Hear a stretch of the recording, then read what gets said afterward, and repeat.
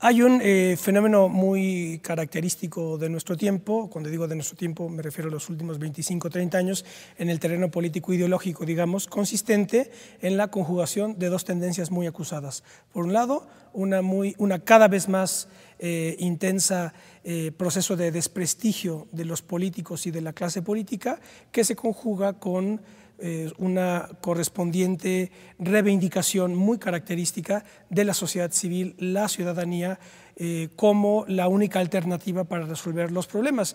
Esta conjugación, este fenómeno, dado sobre todo en Occidente, en las sociedades occidentales, pone sobre la mesa categorías y conceptos de la teoría política más consistente y además que recoge todas las tradiciones, de la clásica a la moderna, y que tiene que ver con las ideas de representación, clase política, político, estadista, ciudadanía, etcétera, pueblo, soberanía, etcétera. Esto es de lo que vamos a hablar en el programa de hoy. Quédese con nosotros, esto es Plaza de Armas.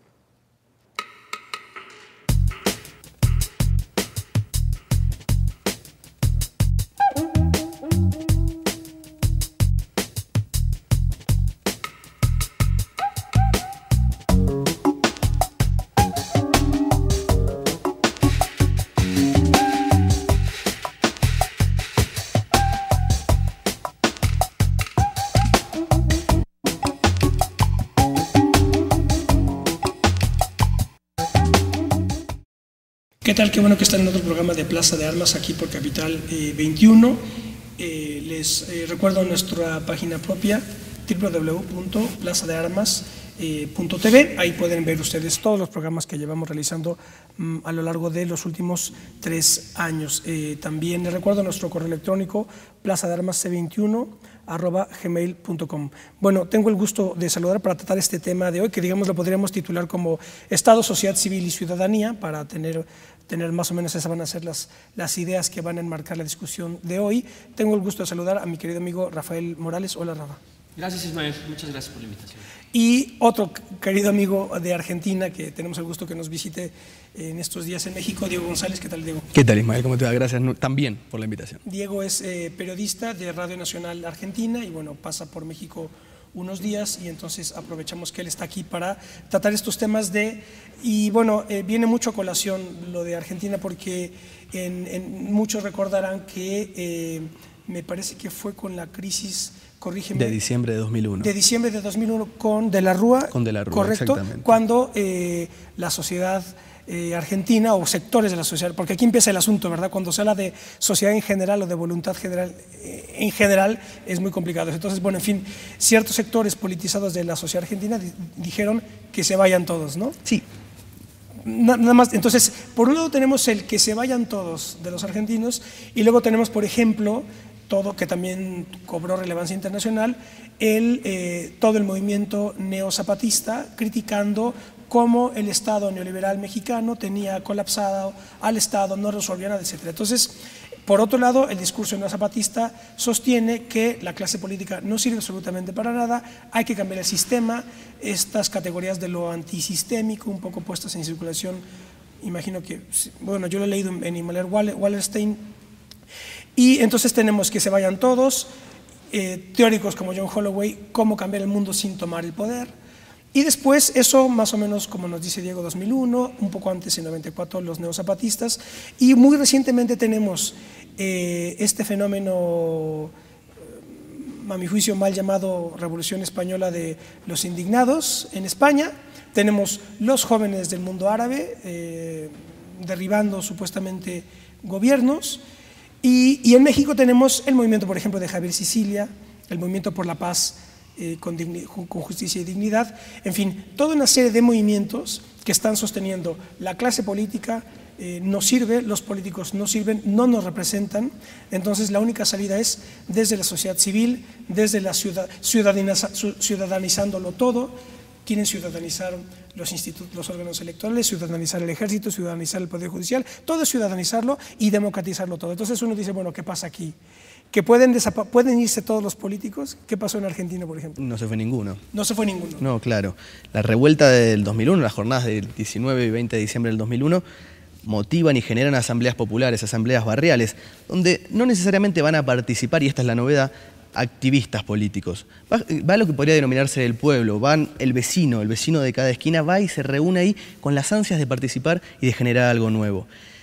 Pero esa cuestión, ese armado tan inorgánico, termina derivando en que el que asume el poder efectivamente, el conduce el Estado, es el más ortodoxo de los ortodoxos, es la rama derecha del partido más tradicional, que es el Partido Justicialista. Que fue Duhalde. Eduardo Duhalde, exactamente. O sea, hay una crisis social, cae de la rúa, pero llega el político de la peor, la peor tradición, toma el poder, que es Duhalde. Exactamente. Kirchner asume luego, aliado a lo que es el dualdismo, pero el kirchnerismo lo que hace a lo largo a partir del 2003 hasta el día de hoy, es revitalizar la política. Revitalizar la política que se había muerto en la década del 90, donde la economía primaba, era la gestión lo que había que... era la administración de los recursos, eso era gobernar un país. El kirchnerismo revitaliza la política y rompe con esa herencia dualdista, y ahí, a partir, concretamente pondría ahora la fecha, en octubre del año pasado, en el 2010, se visualiza una participación política mucho más activa e irrumpe el sector juvenil en la política nuevamente. Y eso yo diría que es un signo de época. E insisto, la política y los partidos ya no tienen la visión negativa, la visión tan peyorativa que tenían en el 2001. Y esto me parece que también es una característica no solo de Argentina, sino de al menos América del Sur. Los partidos, por ejemplo, el Partido Comunista en sus inicios, la tesis clásica del partido era la formación de cuadros y la incorporación de, digamos, de la sociedad civil en el ángulo de los trabajadores y de los consejos de fábrica, por ejemplo, incorporarlos a procesos de formación intelectual fuerte y de incorporación a la política. Y hoy eso ya a lo mejor ya no procedería a hacer ese planteamiento, ¿no?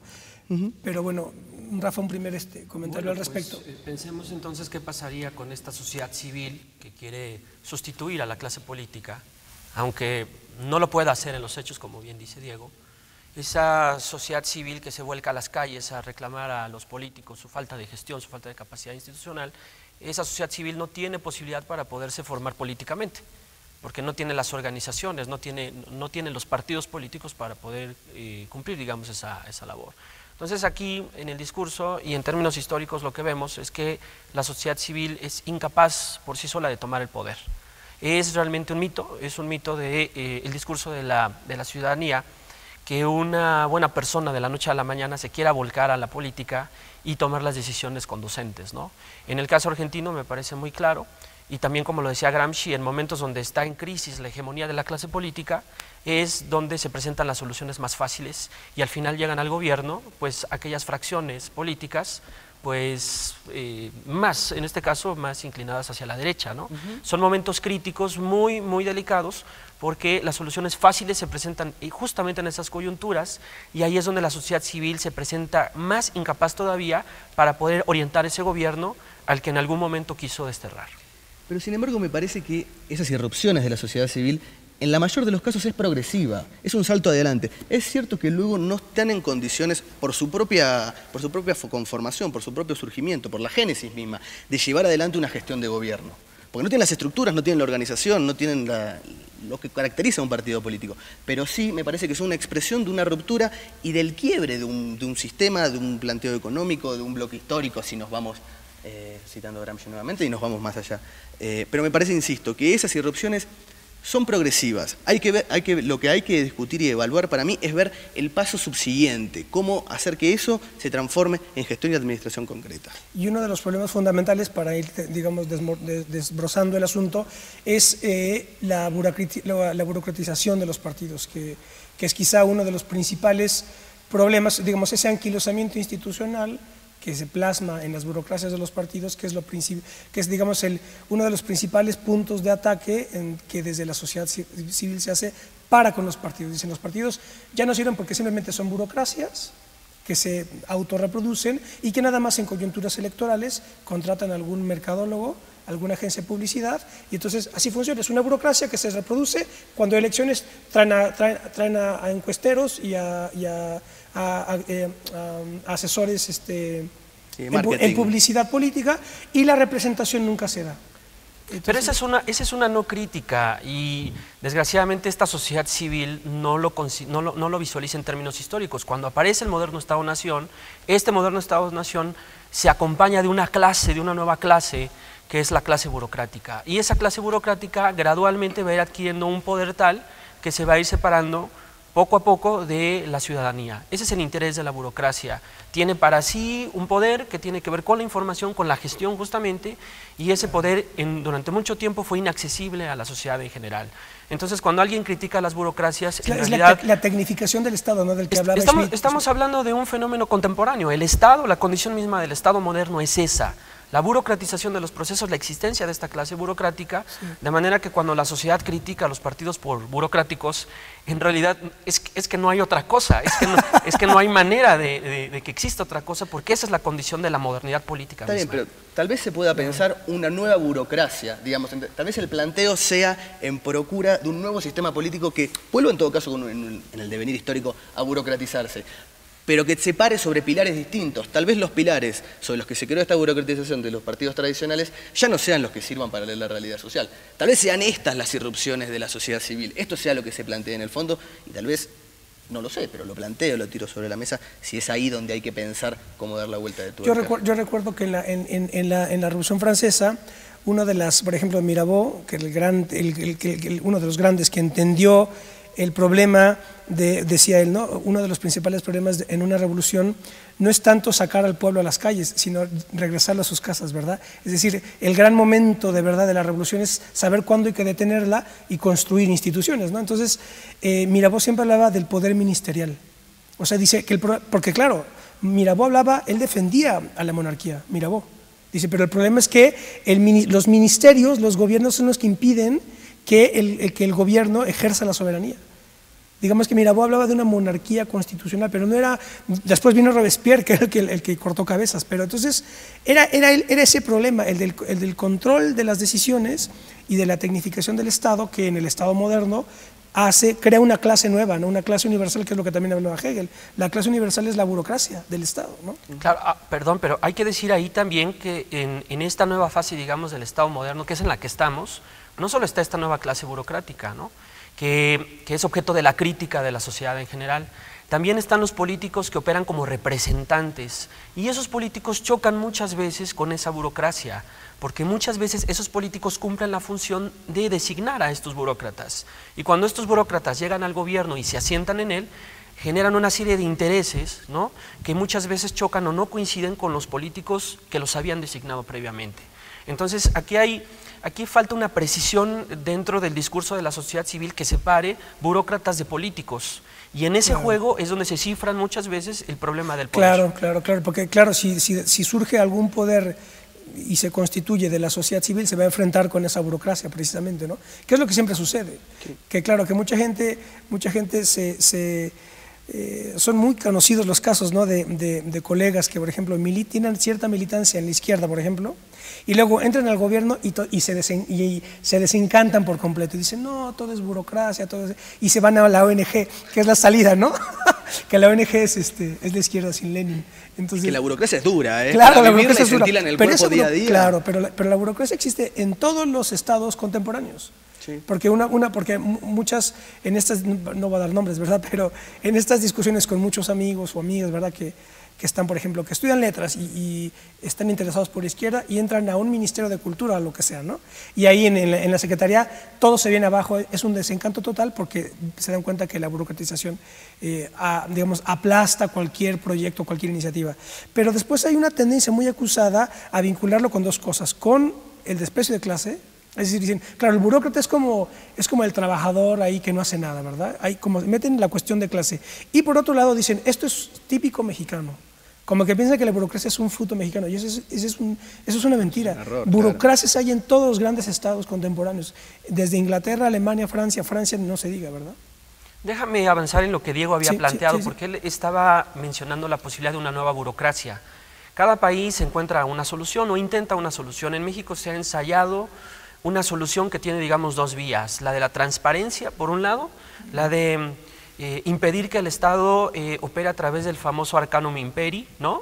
Los secretos de Estado, es decir, que el Estado mismo, a través del gobierno, pues pueda liberar información que pueda ser objeto de interés de esta sociedad, ¿no? Muy interesada en ingresar en la política, en fiscalizar al gobierno, por un lado, y luego por otro lado, digamos, esta segunda vertiente es la que tiene que ver con lo que decía Ismael, la ciudadanización. ¿no? Que creo que es uno de los discursos más fuertes con los cuales esta sociedad civil, que se llama a sí misma sociedad civil, aunque nadie sabe a ciencia cierta quiénes son, identificamos algunos grupos, etcétera, pero esta segunda vertiente me parece que es muy fuerte en el sentido de que están planteando que la designación política de las burocracias o el acceso a puestos burocráticos que se haga bajo nuevos mecanismos, y esto le han venido llamando mecanismos de ciudadanización, que funcionarios sean electos, que ministros electorales también sean electos, que con la participación de la ciudadanía, o por lo menos con una participación que permita pues que los procesos sean también abiertos y transparentes, ¿no? Entonces, esta es la solución mexicana, la que se ha venido ensayando. Una democratización. Parte de la democratización en ese contexto. Desconozco en Argentina, por ejemplo, qué es lo que se haya ensayado aquí, pero la sociedad civil en México, por lo menos, está muy comprometida con esos dos aspectos, y vamos a ver en el futuro si les funciona. Porque sí, digo. A mí una cosa que me llama la atención viniendo de Argentina, ¿no? Yo vine a México en el 2007 y este debate estaba muy candente y estaba candente también en Sudamérica. Pasados los años, vuelvo hoy a fines de 2011 y del país que yo vengo, este debate que estuvo tan vigente, que fue el que cortó transversalmente cualquier discusión política en la Argentina durante muchos años. ¿Te refieres al debate de...? El debate en Argentina, el debate de la ciudadanización, de la sociedad civil, la relación con el Estado. Sí. Este debate hoy en Argentina no se da más. No está en la agenda pública de debate. ¿Por qué? Yo creo que es por una revitalización de lo que llamaría, en el mejor de los sentidos, la política tradicional. Digamos, el kirchnerismo abrió un espacio de incorporación de una juventud que es realmente militante.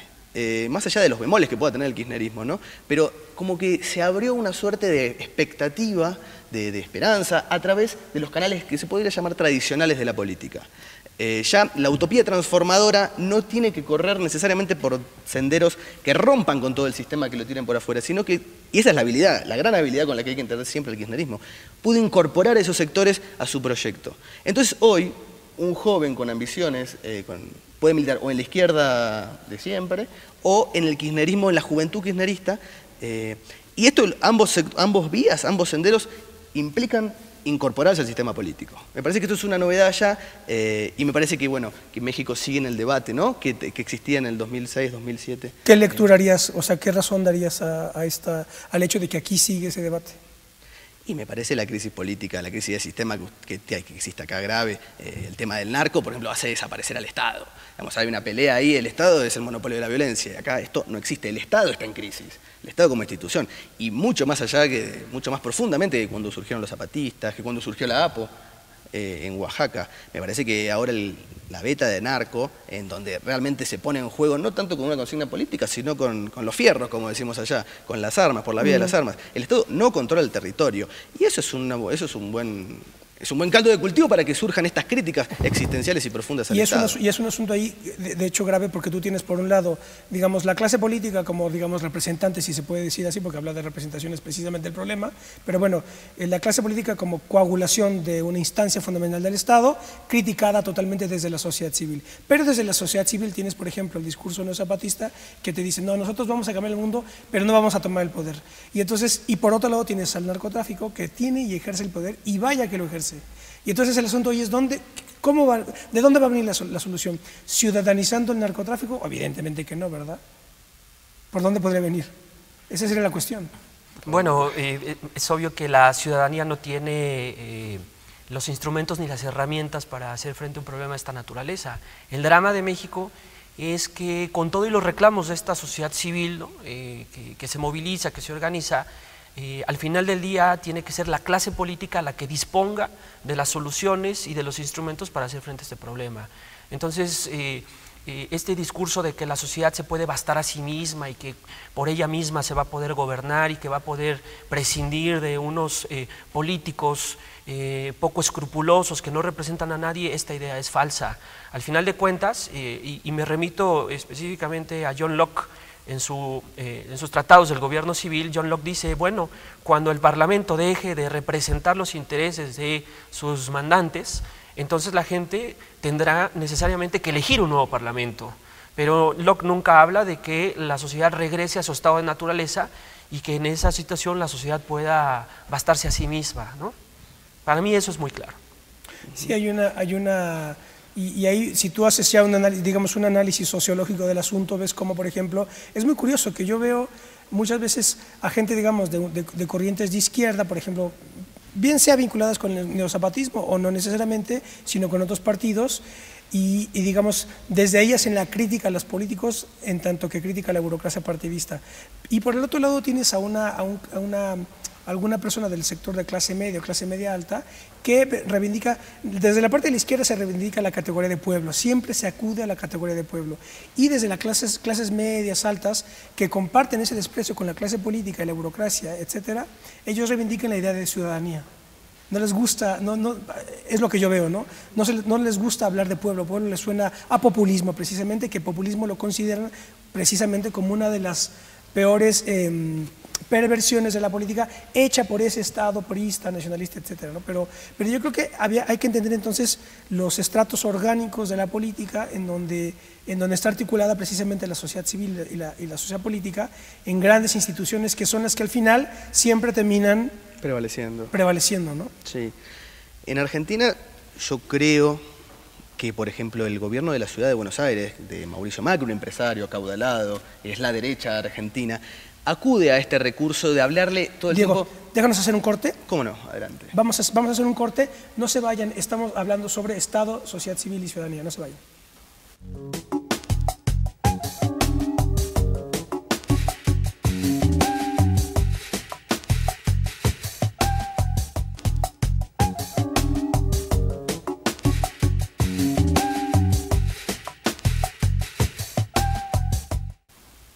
Bueno, ya estamos de vuelta, esto es Plaza de Armas, les recuerdo nuestro correo electrónico plazadearmas21@gmail.com. Bueno, estamos conversando con Diego González, quien es un colega periodista de Radio Nacional Argentina, que tenemos el placer que nos acompañe, y con Rafael Morales de la Universidad Autónoma de la Ciudad de México. Y estamos hablando sobre estas cuestiones de la dialéctica entre sociedad civil, Estado y ciudadanía. Yo recuerdo que digamos, estos tres componentes giran en torno de la idea de representación, que es una bronca tremenda, porque en la propia Revolución Francesa era un problema en todos los debates del constituyente francés, era un problema definir quién representa a quién precisamente. Entonces, cuando se hablaba de pueblo, pues estaba el término todo el latín, obviamente, entonces populo, vulgus o plebs. Entonces, de ahí de plebs viene plebiscito, de vulgus vulgo, de populus pueblo, etc. O sea que eso en realidad no ha estado nunca resuelto. Y yo recuerdo que Sieyès, en el que es el tercer estado, no hablaba de gobiernos democráticos, sino de gobiernos representativos, no democráticos, para decir que no, es que eso de democracia es demasiado ambiguo, es en realidad estados representativos, el problema es la representación. Y yo recuerdo ahora que en el contexto de lo de los indignados en España, en un intercambio de mensajes y de estas cosas, pues por ahí uno de estos indignados decía, claro, es que los políticos no nos representan, y entonces otro le respondió, pues tú a mí tampoco. Es decir, o sea, tu indignación, y como la estás manifestando, pues a mí no me representas tampoco, o sea, ¿de qué se trata entonces, no? Entonces, bueno, en fin, volvemos un poco a estos temas. Te cortamos la palabra, Diego. Sí, me refería a esto de la representación y a quién invocan los gobernantes, ¿no? Cómo caracterizan a sus gobernados. Decía que en el gobierno de la Ciudad de Buenos Aires, que es como el Distrito Federal, lo gobierna la derecha argentina, que es Mauricio Macri, es un empresario acaudalado, que él todo el tiempo invoca y llama a los vecinos. Digamos, él gobierna a vecinos, como si esos vecinos todos fuéramos iguales, en una horizontalidad que no existe, y desde ahí, y desde ese vacío político es que él construye. Y también sus contenidos son los globos, es la sonrisa, es pasarla bien, es la buena vibra, la buena onda. Ese es el contenido político que él expresa, ¿no? Una gestión basada en encuestas, una gestión basada en marketing, y que paradójicamente, y esto también hay que leerlo, tenemos que hacer la autocrítica, acaba de obtener una reelección contundente. ¿Va por qué partido? Es el partido de él, el PRO se llama. Pero digo, hay que leer eso también. La gente vota a ese tipo de representaciones. Y si bien yo hacía toda la caracterización más amplia, ¿no? Antes del peronismo y la renovación interna del peronismo, y la capacidad y la potencialidad de participar ahí y creer un horizonte transformador por dentro de ese movimiento, sucede que en la capital federal la gente vota a ofertas marketineras, a ofertas vacías de contenido. Se dan los dos procesos en paralelo. Y bueno, hay que entenderlos y saber cómo... Y por ejemplo, Macri ha explotado el desprestigio de los políticos, digamos, él se considera ahí Él se sigue llamando sí, se sigue llamando un no político y tiene 4 años de gestión en la capital federal y tiene un partido político. Digo, ¿de qué estamos hablando? Claro, yo recuerdo, había aquí o hay todavía una organización ahí que se llama Provecino. Y entonces hay la lideresa de ese grupo, creo que fue candidata al Senado, y entonces decía, una vecina, decía, tu vecina al Senado. Uy, bueno, pues habría que ver, ¿no?, la formación de ese vecino, porque no garantiza absolutamente nada, ¿no? Sí, absolutamente. Pero entonces Macri es un antipolítico que está haciendo política de este modo. Y fue un gran golpe para el kirchnerismo el triunfo del macrismo en la capital federal, que acaba de suceder. Y fue muy contundente, además, arrasador. Paradójicamente, 2 meses después gana Cristina Fernández de Kirchner en la capital. Digo, son fenómenos también que hay que entender, ¿no? Esta complejidad de la sociedad. Pero una de las moralejas, Cristina es una política muy formada, es un cuadro interesante para observar. Una de las moralejas es que yo diría que producto de esa experiencia en la capital federal, el candidato a vicepresidente para las elecciones de octubre que van a suceder en la Argentina, donde todo parece indicar que va a ganar Cristina Fernández de Kirchner, es un joven, bonito, economista, ministro de Economía de Cristina Fernández de Kirchner, y cuya campaña es también la buena onda, la buena vibra, toca la guitarra, toca rock and roll. Y Cristina Fernández de Kirchner, a quien la acusan de la crispación, a quien acusan de autoritarismo, a quien acusan de no ser para nada tolerante, una mujer, un cuadro político de lo que estamos hablando, sí. Va acompañada de un joven bonito, un cuadro liberal, que toca la guitarra. Bueno, esas paradojas, ¿no?, de estrategia electoral, llamaría yo. Estrategia electoral. Es la banalización de la política, ¿no? Cuando se apela, lo que tú señalas es extremo, apelar al vecino para la participación política a mí se me hace extremo, porque aquí el límite es como el ciudadano, no político, que quiere participar y hacer mejor las cosas que los políticos, pero ese discurso que se apoya en el marketing y que apela, digamos, al sentido común, me parece que es el que termina por erosionar a la política y restarle seriedad. La clave de la política en este tema de la representación es que se pueda crear un simbolismo político que acerque a esta clase con el pueblo. Porque todo pueblo está, digamos, autorrepresentado. Los pueblos a sí mismos tienen ya una idea de lo que son, como pueblo, organizado políticamente. El choque viene cuando hay una clase que se sobrepone a ese pueblo y quiere, digamos, construir una nueva representación política que mantenga la relación mandatario-mandante, por ejemplo. Yo creo que en términos históricos ese es el problema. Pero en este momento estos discursos de marketing terminan por, como yo decía hace un rato, restarle seriedad a la política, y eso sí que afecta a la capacidad de los propios políticos para gestionar los asuntos urgentes que la propia ciudadanía exige, ¿no? Sí, se transforman en meros gestores, en meros administradores de lo dado, lo que yo decía que pasaba en los 90, donde la economía prevalecía. El ministro de Economía en la década del 90 en la Argentina, que era este hombre, Domingo Cavallo, era un superministro, era el que gobernaba realmente. Después Menem jugaba al golf y Menem hacía tratados por ahí. Pero el que gobernaba era Domingo Cavallo y era el jefe de la economía. Y la economía era la que mandaba. En todo caso, el resto se trataba de administrar los recursos. Esto era la política. Y esto es lo que se rompe, esto es lo que cae. Este sistema, este organismo, esta organización, por llamarlo de algún modo, es la que se derrumba, la que cae en debacle con la rebelión de las jornadas de diciembre, 19 de diciembre y 20 de diciembre del 2001, la que iniciamos esta conversación. Ese modelo es el que se cae y por ese modelo es que surgen las asambleas populares. Ahora, ¿qué hacer con esto que criticamos? Me imagino que compartimos la crítica de la banalización de la política y el recurso permanente, y me parece que sí, permanente, ya no se va, me imagino, de las campañas, de las agencias de publicidad y del marketing burdo y sin contenido. ¿Qué se puede hacer? Es decir, ¿estamos destinados a tenerlo todo el tiempo cada 3 años o cada 6 años? ¿O hay alguna manera de cambiarlo? Yo no sé si las coyunturas para transformaciones sistémicas dependen de voluntarismos. Realmente no lo sé, es un debate que no tengo saldado. Lo que es seguro es que el marketing político ha llegado, me parece, a ver si coincide, para quedarse. Sí. Habrá momentos en donde el marketing político sea decisivo, sea el único camino, la única vía, y habrá otros momentos en donde será una herramienta, porque se estarán discutiendo otras cosas. pero me parece que no hay una solución prefijada, Claro, no hay un claro, manual claro. de acción. Ahora sí, el marketing político es una realidad y las encuestas son una realidad. Y sobre ellas me parece que se va a seguir gobernando. Se va a gobernar, claro. Bueno, por supuesto porque estamos en la época de la videopolítica, ¿no? Como lo dice Sartori en su libro ya clásico, y esto tiene que ver con el poderío de las televisoras. Entonces aquí lo que tenemos más bien son soluciones nacionales a un problema de época, digamos, un problema histórico. La solución que encontrarán los argentinos va a ser muy diferente a la que encontremos acá, y eso tendrá que ver con la modulación del poder de las televisoras. Acá en México nadie le puede levantar la mano a Televisa ni a TV Azteca.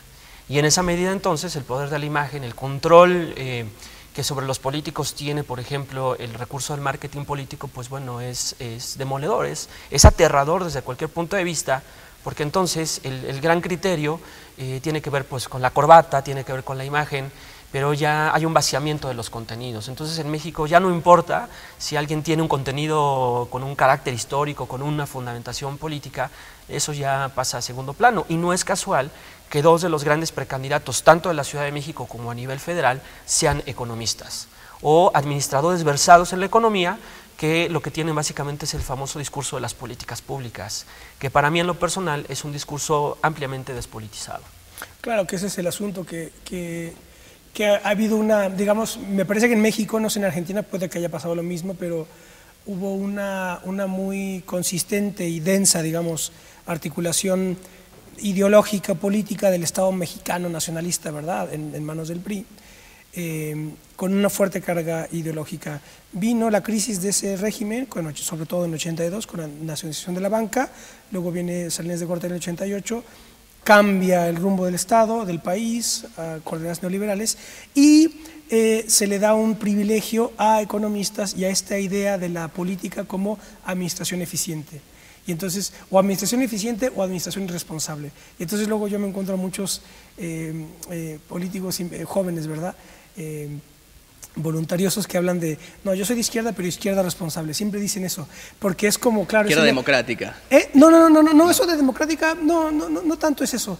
No, es izquierda responsable, porque dicen, claro, es que yo soy de izquierda, pero no soy populista.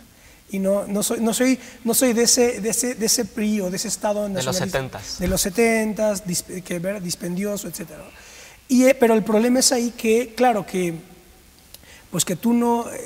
claro, esto tendríamos que meternos ya en el terreno de la retórica política, no dicho en un sentido despectivo, sino orgánico. Es decir, la retórica forma parte orgánica de la vida política de toda sociedad histórica, ¿no? Es decir, porque claro, si tú le anuncias a alguien que le vas a bajar el predial, pues no lo vas a encender al pueblo, ¿verdad?, para decirle que le vas a bajar el predial, aunque sea importante que quizá que le bajes el predial o la tenencia, pero hay algo más que es necesario para que tú puedas articular un discurso, sobre todo ya si quieres ser dirigente y no nada más administrador, ¿no? Dirigente estratégico, quiero decir. Ahora antes hablábamos de que, respecto a esto, si es voluntarismo o no, el hecho de ¿Voluntarismo? que... Voluntarismo. Si depende de la voluntad del hecho de que la política se revitalice. Yo creo que el político que pueda llegar a tener horizonte, como hablábamos hace un ratito, tiene que ser antes que nada burócrata, ¿sí? Una vez que es burócrata puede llegar a tener horizonte de político trascendente. Son solo algunos los que lo tienen y son los menos. Y eso, a eso se suma a que la coyuntura nacional económica, social y política sea propicia para que haya un cambio histórico. Mientras eso no surja, vamos a seguir, me parece, con administradores, con gestores. Sí, o sea que no está garantizado que pueda haber una renovación para mejor, digamos, ¿no? No, de ningún Puede modo. reproducirse un esquema determinado durante varias décadas y... Absolutamente. Claro. Ahora, déjenme recordarles algo. Bueno, Diego no lo sabe porque acaba de llegar a México, pero el presidente de la República, en su último informe de gobierno, lanzó un discurso que de entre todos los discursos que ha tenido en los últimos 5 años me parece el más consistente. Porque en una reunión, tratando de exponer, digamos, los logros de su gobierno, pues se presentaron en esa reunión pues intelectuales, académicos, etcétera, que tuvieron la oportunidad de criticar al gobierno en esa misma reunión en la que él presentaba sus avances, sus logros, y el presidente estuvo escuchando durante buena parte del tiempo las críticas, ¿no?, sinceras, creo que bien intencionadas, de este sector de la sociedad civil, y el gobierno, a través del presidente, pues respondió. y lo que le dijo a estos intelectuales fue lo siguiente: ustedes que tanto me critican a mí por ser el jefe del Poder Ejecutivo, ¿por qué no se pasan de este lado? ¿No? Es decir, ustedes lo ven todo muy mal desde allá afuera, pero los que están de este lado, los que se ensucian las manos, los que tienen que entrar a la lucha política, realmente son los que saben del alcance del gobierno, del conflicto del Estado con los poderes fácticos, pero ustedes que están cómodamente al otro lado, pues no tienen de alguna manera ni la información, inclusive ni siquiera la calidad moral para enderezar esa crítica en contra del gobierno, porque desde ese lado pues ustedes no saben lo que realmente significa, ¿no? Estar en la burocracia y en el juego de poder que esto implica. Entonces, de esa parte me parece que ese discurso y esa confrontación con estos grupos me pareció muy interesante, porque clarifica de alguna manera eso que en este momento estamos discutiendo, ¿no? Si realmente el gobierno no tiene capacidad para resolver lo que para la gente son los grandes problemas fundamentales, y si esa sociedad criticona es capaz entonces de tomar los puestos, los lugares, para ver qué hace con esas decisiones que son urgentes para el país. Entonces, yo creo que por primera vez un presidente hace ese planteamiento que clarifica de alguna manera esta discusión en la que estamos. Sí, me parece igual una necesidad histórica, ¿no? Que esas sociedades sean criticonas. Sí, claro. Lo sí. aplaudo. Y también hay roles. Los intelectuales tienen que cuestionar, tienen que poner en jaque, tienen que mostrar las grietas. Justamente, el poder político actúa de acuerdo a las presiones y de acuerdo a las circunstancias. Responde, tiene reflejos más rápidos, menos rápidos, pero responde a la situación social. Yo creo que el intelectual tiene que impugnar todo el tiempo eso. Y el político tiene que dar respuestas manchándose las manos. Después está en la valoración de cada cual qué es más importante y qué es más valorable. Ahora, lo que estoy seguro es que tienen que estar los dos. Claro, lo que pasa es que el presidente les dijo: si a ustedes no les gusta esto, venga para acá, formen su partido político, ¿no? Láncense como candidatos. Digamos que en general lo que les estaba diciendo es: hay que renovar la clase política, pero eso solo se va a conseguir cuando ustedes se vengan de este lado. Ese discurso me parece que es importante. Claro. Sí, porque aquí, volviendo un poco al asunto, es políticos sí o políticos no, ese es un falso dilema, digamos, o política sí, política no, es un falso dilema, porque siempre será necesaria, sobre todo yo creo que porque hay que distinguir el hecho de que la praxis política es una praxis de segundo grado, es decir, no es ciudadanos que quieren ser representados y luego atención a sus demandas. O sea, no es lineal el asunto, porque precisamente esa ciudadanía está repartida, bien sea por dialéctica de clases, bien sea por otro tipo de planos. Entonces, esa sociedad no es homogénea precisamente. Lo que no hay es una representación única. Por eso hay partidos políticos precisamente. De tal suerte que el político es una praxis, ya digo, de segundo grado, en donde tiene que articular un montón de partes de la totalidad social política de referencia y generar equilibrios inestables, siempre inestables, equilibrios siempre inestables, ¿no? Que es lo que luego yo creo que no ven muchos activistas, por lo menos de la ciudadanía, bien intencionados. No se trata aquí de criticar sus buenas intenciones, ¿verdad? Todos queremos, digamos, que el país funcione mejor, digamos, ¿no? O que Argentina o que México funcione mejor. El problema es la plataforma desde la que hacen sus críticas, y si tienen claridad de las premisas que están utilizando y de los alcances de sus propias premisas en su crítica, ¿no? Que es lo que veo que no sucede, me parece. Un debate que les pregunto a ustedes, tal vez para ilustrar el escenario. En Argentina, algo que está cortando la política en el último tiempo de modo claro es el debate por la nueva ley de medios. Digamos, lo que acá es el Grupo Televisa, allá es el Grupo Clarín, en Brasil el Grupo Globo, en Venezuela el Grupo Cisneros. Ante la ausencia de política, en este caso opositora, el que pasó a tener el liderazgo, la voz cantante, pasaron a ser los medios de comunicación. Esto sucedió en Argentina, sucede en Ecuador, sucede en Venezuela, sucede en Bolivia, sucede en Brasil. Acá, el Grupo Televisa, ¿hay capacidad de impugnar a ese liderazgo? ¿Hay capacidad de, por esa vía, por la mediática, aunque sea, crear otro tipo de liderazgos y compatibilizarlos con esta sociedad civil que tenga nuevas representaciones? Yo lo veo complicado. Bueno, yo lo veo muy complicado y yo lo voy a ver por el lado de la conformación de controles o de contrapesos a las televisoras. Una de las vías por las cuales se ha querido contrapesar este poder es la vía electoral, curiosamente. Las reformas electorales han alcanzado inclusive ahora a los medios, porque es a través de los medios donde los partidos pues promueven sus plataformas políticas, sus discursos, etcétera. Recientemente la autoridad electoral, que se llama Instituto Federal Electoral, llevó a cabo una serie de cambios en algunos reglamentos internos, sobre todo los relativos a los medios de comunicación. y estos reglamentos fueron impugnados por las televisoras. Hace unas horas apenas, el Tribunal Electoral del Poder Judicial de la Federación de México le dio la razón a las televisoras y entonces echó para atrás las reformas a estos reglamentos. Quiere decir que en México, desde el punto de vista de los poderes constitucionales, no hay manera para poder contrapesar a este oligopolio, y para muchos analistas y observadores, los tribunales pues se doblaron ante el poder de las televisoras. Yo solo lo estoy ilustrando desde la parte electoral.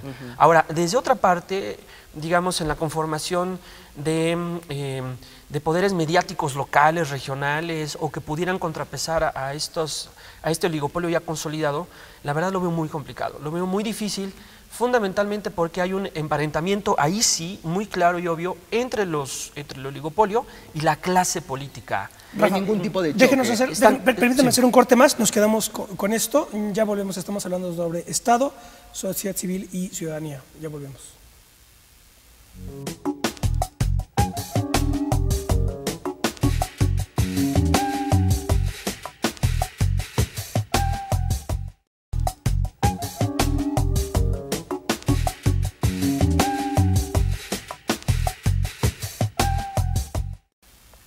Bueno, ya estamos de vuelta a estos pasadramas. Estamos conversando con Rafael Morales y Diego González sobre las relaciones entre sociedad civil, Estado y ciudadanía, en virtud de que identificamos como una tendencia muy acusada de los últimos 20 o 30 años, a la luz de la cual digamos, esta idea ante el desprestigio de la clase política o de la burocratización de la política y de los partidos políticos, desde ciertos sectores se plantea que la ciudadanización o la democratización de la política es la única vía para resolver los problemas, ya que estamos un poco tratando de analizar el asunto. Yo recuerdo pues, en el clásico prólogo a la contribución a la crítica de la economía política de Marx, que decía, claro, porque cuando dice, no, es que desde la sociedad civil tenemos que controlar al Estado, y dices, maestro, Hegel, desde Hegel ya está, el Estado está totalmente subordinado a la sociedad civil porque es su propio fruto. Y Marx, en la contribución y en la crítica de la filosofía del derecho de Hegel, dice, claro, es que además la sociedad civil, la anatomía es la economía política. En el fondo, cuando se habla de sociedad civil, de lo que se está hablando, dicho por Marx, es de economía política, de tal suerte que tan sociedad civil, y esto luego yo lo digo en foros y no les gusta, pero claro, no les gusta, pero yo digo, tan sociedad civil es Televisa como un cártel de narcotráfico, porque forman parte de la economía política, esto fue al margen de la ley, es decir, son poderes reales de la economía política que conforman bloques de poder que se tienen que articular en una trabazón, en un equilibrio con el Estado, ¿no? Y entonces dicen, no les gusta, porque no, la sociedad civil soy yo y soy el ciudadano, el ciudadano bueno, etcétera. Y ese es el asunto, que no se trata de buenos o malos, sino de intereses y de dialéctica de poder, digamos, de realpolitik, quiero decir. El tema es que a veces las burocracias estas, en representación de estos sectores, quedan viejas, son anacrónicas. Y me parece que ahí, vuelvo a lo mismo del principio, ahí es donde el reclamo se plantea, donde la sociedad civil irrumpe exigiendo los derechos individuales. Claro. Bueno, lo que está pasando ahí es que el viejo pacto ya no sirve más. Claro, se tiene que escribir un pacto nuevo. Un pacto nuevo, exacto. Una nueva síntesis histórica, digamos. Exactamente. Y eso me parece que en el fondo es lo que reclaman estos movimientos. Ahora, volviendo a esto de los pactos históricos, tú nos comentabas de esto, los pactos políticos entre la clase política y los oligopolios, sobre todo mediáticos que está teniendo lugar en las corporaciones, ¿no? Así se las llama, así las llamamos en Argentina. En Argentina, en el último tiempo, la gran confrontación es con el gran multimedio que es el Grupo Clarín, que viene a ser una suerte de Televisa acá en México. Y ahí está la confrontación. Es que pasa lo mismo, ante un gobierno que no tiene rivales en lo político, y un gobierno que además se esmera por no tener rivales en lo político, porque forma parte del arte del buen político elegir a sus enemigos, crea un enemigo en la corporación mediática. Entonces la confrontación es con la corporación, ¿sí? Y ahí se dan las rivalidades. Entonces después termina sucediendo que detrás del Grupo Clarín están todos los políticos yendo a pedir limosna, a pedir tapas, a pedir notas del Grupo Clarín, y el gobierno confronta con una corporación, lo cual es una hábil estrategia política igual, ¿no?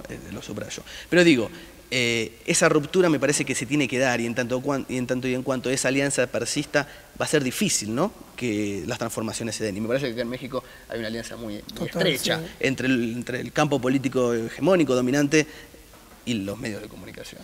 Y en contraste, ahora que tú lo mencionas, yo lo que veo es que en México hemos pasado de una oposición entre gobierno y oposición, en partidos opositores, a una oposición entre gobierno y sociedad civil. De hecho, el discurso del presidente de la República es un discurso que ataca constantemente a la sociedad civil. No ha habido mejor ejemplo en México de eso que la respuesta que le da el presidente de la República, Javier Sicilia, en el castillo de Chapultepec, donde le dice: Javier, estás equivocado, ¿no? Donde dice: todos tus planteamientos desde la sociedad civil y en contra de mi gobierno son desafortunados y no tienen ningún fundamento de orden político. Entonces, en México, por ejemplo, ese emparentamiento al que tú hablas, pues es invisible a la luz de la ciudadanía.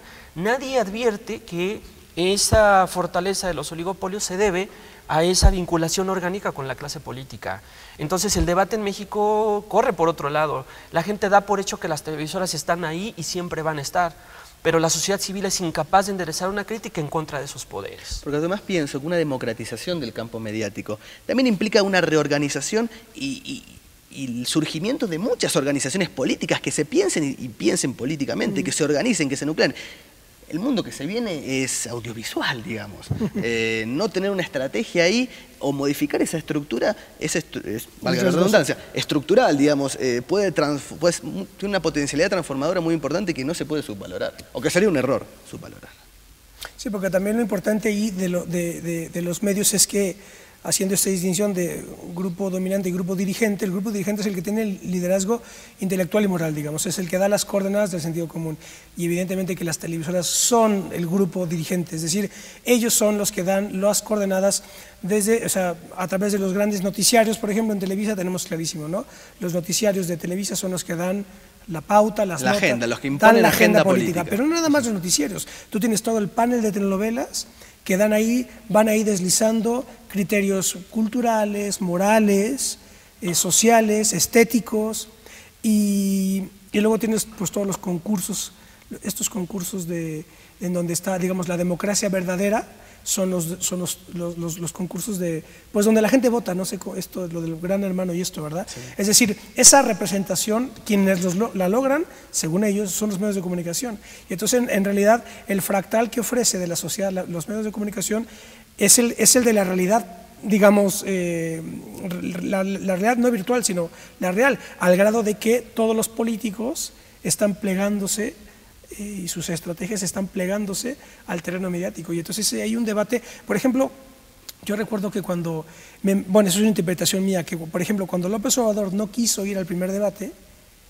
no sé si recuerdes, pero había unos debates mediatizados, ¿verdad? Que todo el mundo, el país se para ver el debate, ¿verdad? Sí, sí. Pero es una cosa totalmente que no, es más teatral que real, no es dialéctico, porque, en fin, es el modelo americano, dicho brevemente.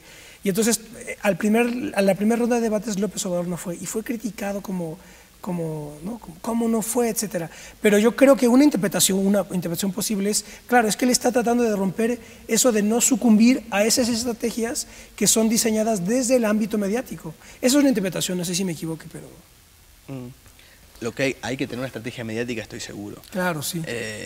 U otros espacios mediáticos, no como por ejemplo lo es Capital 21, o los canales locales estatales, ¿no? Los espacios comunitarios, espacios para las universidades, espacios para diferentes tipos de organizaciones, son buenos caldos de cultivo para que existan exactamente organizaciones, con vocación política, con ambición, con expectativa y perspectiva política. Es un buen semillero, es un buen... sembrar en campo fértil. Claro, pero en el caso del Estado, mexicano, el propio Estado ha venido abdicando de su posibilidad de tener un canal de televisión y de tener unos tiempos para el propio Estado. En el sexenio de Vicente Fox, que algunos periodistas le llaman el sexenio de Televisa, hubo un pasaje muy interesante porque el presidente de la República llevó a cabo un decreto por el cual abdicaba de sus tiempos en televisión y se los obsequiaba a las televisoras. Entonces venimos viendo en México una abdicación justamente por parte del Estado ante el poder de las televisoras para poderse congraciar con estas, pero no vemos una estrategia tipo Chávez, por ejemplo, donde a través de Telesur pues haya toda una estructura mediática para justamente competir contra la promoción de este sentido común despolitizante y banal de la política que hacen las televisoras emparentadas con la clase política. Entonces en México es absurdo porque el propio Estado no se ha encargado de generar las condiciones para que en el futuro tenga el control inclusive sobre su propia agenda de gobierno, sobre su propia agenda política, porque esta está en manos de los oligopolios.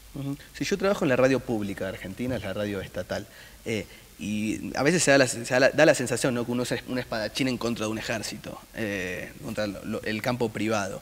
Pero es necesario tener una estrategia mediática por parte del Estado, que el Estado se manifieste, que el Estado debata agenda, que el Estado se instale. Y el canal tiene que ser de calidad, y el canal tiene que ser no mera propaganda, tampoco hay que caer en la propaganda porque es un error, porque se incurre en otro error que no hace más también que, volvemos al mismo debate inicial, alejar a esa ciudadanía que ve una burocracia vetusta, una burocracia vieja. Si en el canal o en la radio hay simplemente soldados y propagandistas, motiva también ese alejamiento. Pero digo, es una buena estrategia necesaria, que creo que los gobiernos tienen que tener. Sí, sin duda. Bueno, les agradezco muchísimo, Diego, Rafael, que nos hayan acompañado en esta ocasión. Por favor, muchas gracias a vos. Interesantísima charla. Gracias, Ismael. Y nada más recordar quizá que, en fin, no se trata aquí de desestimar o desincentivar la participación ciudadana, sino simplemente recordarles, como Trotsky decía, aunque a ustedes no les importe la política, ustedes sí le importan a ella, ¿verdad? Entonces, el asunto es nunca perder de vista el plano de la política y la necesidad de... Yo creo que el asunto aquí no es políticos sí, políticos no, sino políticos virtuosos, digamos, ¿no? En sentido clásico. Muy bien, nos vemos la próxima. Hasta pronto.